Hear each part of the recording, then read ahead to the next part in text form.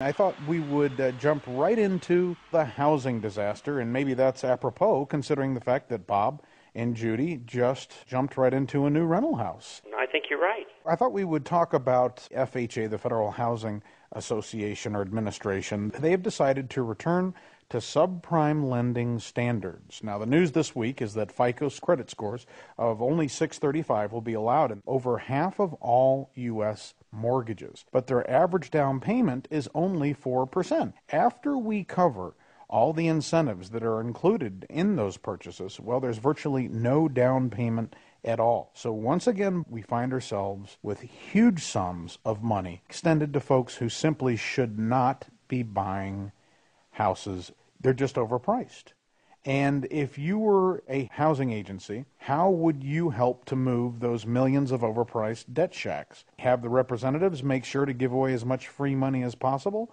So endless sums are out there for anybody who wants a house. That's how we got into this mess in the first place, isn't it? It certainly is, and I've been doing it now for over 2 years. And the criteria was a little higher. I think it was 700 on the FOIC and rating service. And I think they had to put down 5%. But, there were a lot of those loans were really, really borderline. And they're going to come up for renewal shortly, and that's going to make things difficult. But they're going back into the same trap that they were in before. It just, there's no way out for these people at the Fed and at the Treasury. They've made a terrible mess out of things. And lenders were allowed to leverage their balance sheet. You were one of the first to point out just how leveraged these lenders were. And I've heard you say 40 or 50 times. It was 70 times average during those Halcyon days. And as you pointed out, your figure was 9 to 1 is normal. And that's times deposits. And now it's 40. Haven't budged from there, although I think there may be some changes because the Fed admits that they bought $1.8 trillion worth of junk bonds. We don't know what they paid for them, but I'm guessing 80 cents in the dollar. Put them on the balance sheet, and now they want to clear the sheet, so they're going to sell them back to the banks for 20 or 25 cents in the dollar. And we get to pay for that, of course. That's $1.1 trillion, and I think the 1.8 that they're talking about is far larger. So the problem hasn't been solved. Most of those institutions are now bankrupt. So the mortgage backs that led to this housing boom, well, they're all busted. And so the government has decided we'll bankroll a new housing boom here.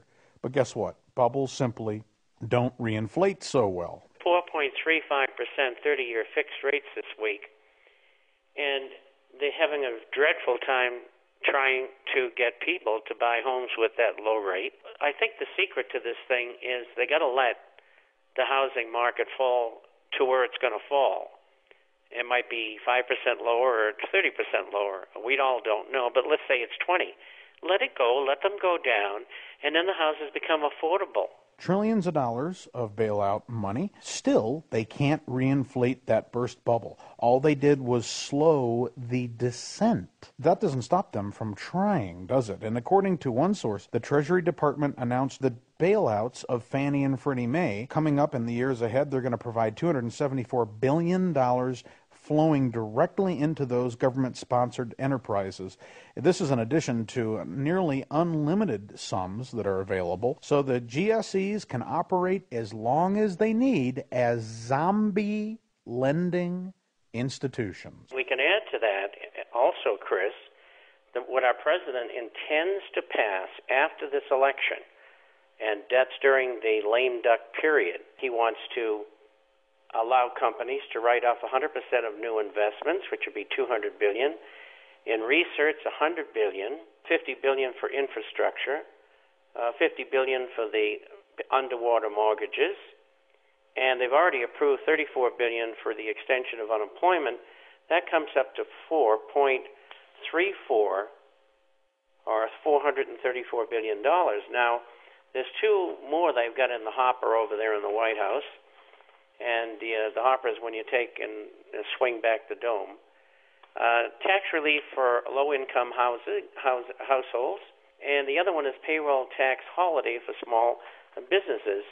And that will take the figure up somewhere around $650 billion which is almost equal to what they were given earlier in Stimulus 1. And, of course, that means the Fed has the leeway probably to come up with 1.8 or 1.9 trillion that they'll shove into the economy. What we really need here to mop up this mess are stricter lending practices. Gone are the days of the 20% down payments.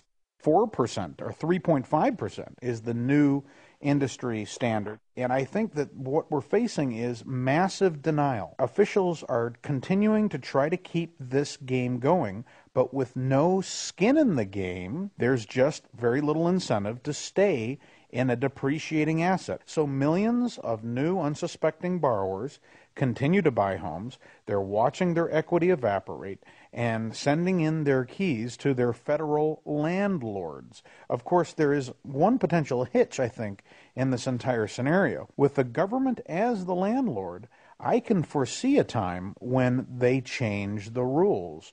And what if the officials, for instance, decide that foreclosure for strategic purposes, well, that's anti-American. You're right. And if you notice yesterday's figures, people are reducing debt. They reduced it again. And one of the things that happened as well yesterday, the figures came out for the past week, and how much money was going in and out of the stock market.